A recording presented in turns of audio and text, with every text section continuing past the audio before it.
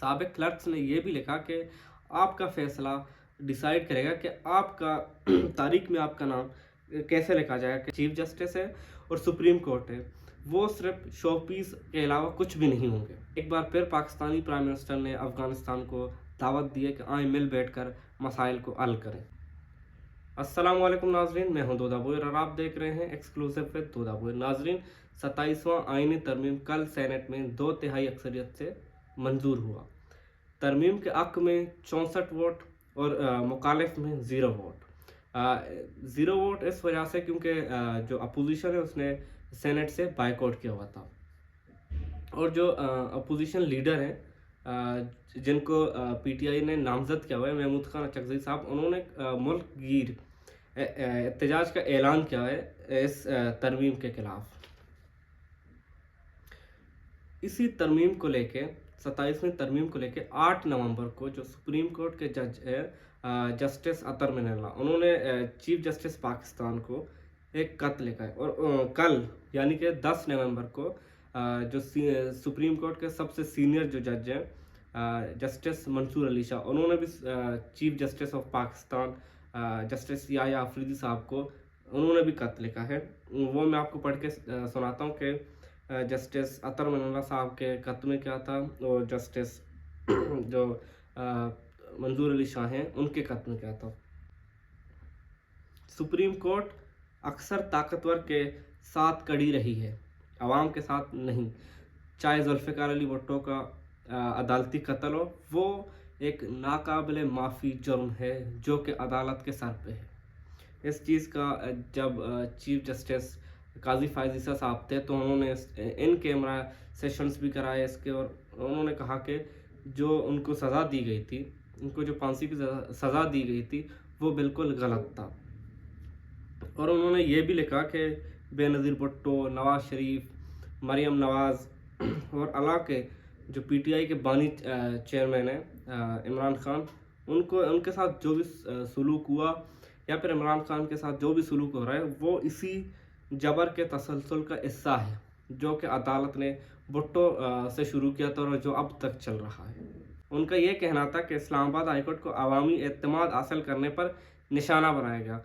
जो आप लोगों को याद होगा कि जो इस्लामाबाद हाईकोर्ट के जजेस थे उन्होंने खत लिखा था कि उन पर दबाव डाला जा रहा है फैसले करने पर। तो उन्होंने लिखा कि ये सुप्रीम कोर्ट के ज़मीर पर एक बोझ है। सबको सच पता है, चीफ जस्टिस साहब को भी सच पता है, जो बाकी सुप्रीम कोर्ट के जजेस हैं उनको भी पता है, लेकिन ये सच सिर्फ चाय कानों में या फिर जो कॉफ़ी शॉप से वहाँ तक महदूद है। कोई अदालत में, कोई टीवी चैनल्स पे सच नहीं बोलता। इस पे जो जस्टिस मंसूर अली शाह उन्होंने भी एक ख़त लिखा है कल 10 नवंबर को कि अगर अदलिया मुत्तहद नहीं हुआ तो उसकी आज़ादी और फैसले जो होंगे वो मुतासर होंगे। और उन्होंने मज़ीद लिखा कि जो ये 27वां आईनी तरमीम है इसके लिए अदालत से मशावरत की जानी चाहिए थी। और आपको एक और ख़बर दें कि दी न्यूज़ की खबर है ये कि उन्होंने लिखा है कि आईनी तरमीम जो 27वां आईनी तरमीम है इसके मंजूर होने के 2 हफ्ते के अंदर जो हाई कोर्ट है उनके 4 जजों का तबादला किया जाएगा। इस तरमीम के हवाले से और ये जो 27वीं आईनी तरमीम है उसमें वफाकी अदालत का भी जिक्र है, और उसके जो जजेस होंगे वो बाद में फैसला हो के कौन कौन से जजेस हैं। पहले नून लीग की तरफ से था कि इसमें 7 जजेस हों, लेकिन जब उन्होंने पीपल्स पार्टी के साथ मशावरत की तो उन्होंने कहा कि 7 नहीं 9 जजेस होने चाहिए, और हर सूबे से 2-2 जजेस और इस्लामाबाद से 1 जज। तो ये जो जजों का जो तबादला किया जाएगा वो किसी भी सूबे में किया जा सकता है।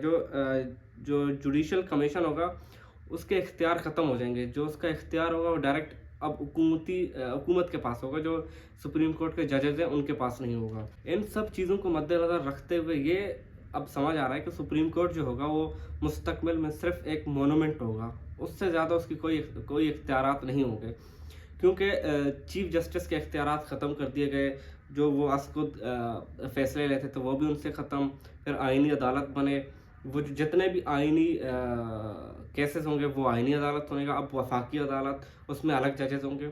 वो बाद में बताया जाएगा कि कौन से केसेस उनके पास लगेंगे, اب اس سے ظاہر ہوتا ہے کہ جو پاکستان کا اور جیسے یہ ترمیم منظور ہوگا تو حکومت کو یہ یقین ہے کہ جو جوڈیشل کمیشن ہوگا، جوڈیشل کمیشن میں حکومتی اثر و رسوخ زیادہ ہوگا، کیونکہ کمیشن میں جسٹس منیب اختر صاحب نہیں ہوں گے۔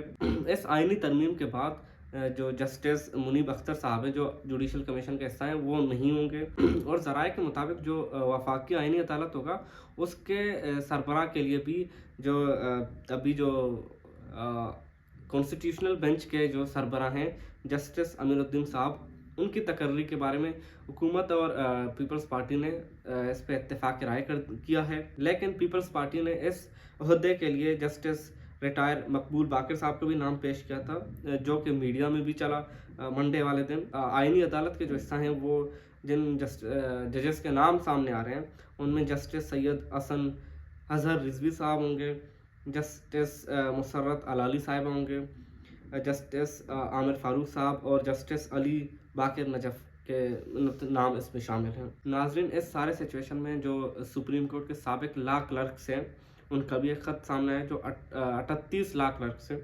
انہوں نے لکھا ہے کہ آج عدلیہ کو 2007 سے زیادہ خطرہ لاحق ہے، آپ کا رد عمل طے کرے گا۔ انہوں نے ایک خط چیف جسٹس آف پاکستان کو ہی لکھا ہے، آپ کا رد عمل طے کرے گا کہ آپ کا نام تاریخ میں کیسے یاد رکھا جاتا ہے طور پر لکھا جائے گا آپ کا نام۔ اسلام آباد میں جاری اسپیکر کانفرنس سے وزیر اعظم پاکستان نے خطاب کرتے ہوئے یہ کہا کہ اگر افغانستان ٹی ٹی پی اور جو دہشت گرد گروہ ہیں، ناظرین اسلام آباد میں جاری اسپیکر کانفرنس سے وزیر اعظم پاکستان نے خطاب کرتے ہوئے کہا کہ اگر افغانستان ٹی ٹی پی اور دہشت گرد گروہوں کے خلاف کارروائی کرے گا تو پاکستان اس میں افغانستان کے ساتھ تعاون کرے گا۔ ان کا مزید کہنا تھا کہ امن و استحکام ہی پائیدار ترقی کی بنیاد ہیں۔ ہم سمجھتے ہیں کہ ترقی اس معاشرے میں ممکن ہے جہاں امن و سلامتی ہو۔ ان کا مزید کہنا تھا کہ پاکستان نے بھی کئی بار امن دشمن کارروائیوں کا سامنا کیا، ہم نے ہمیشہ استحکام اور دفاع وطن میں عزم کا مظاہرہ کیا۔ ہمارے مسلح افواج نے بہترین پیشہ ورانہ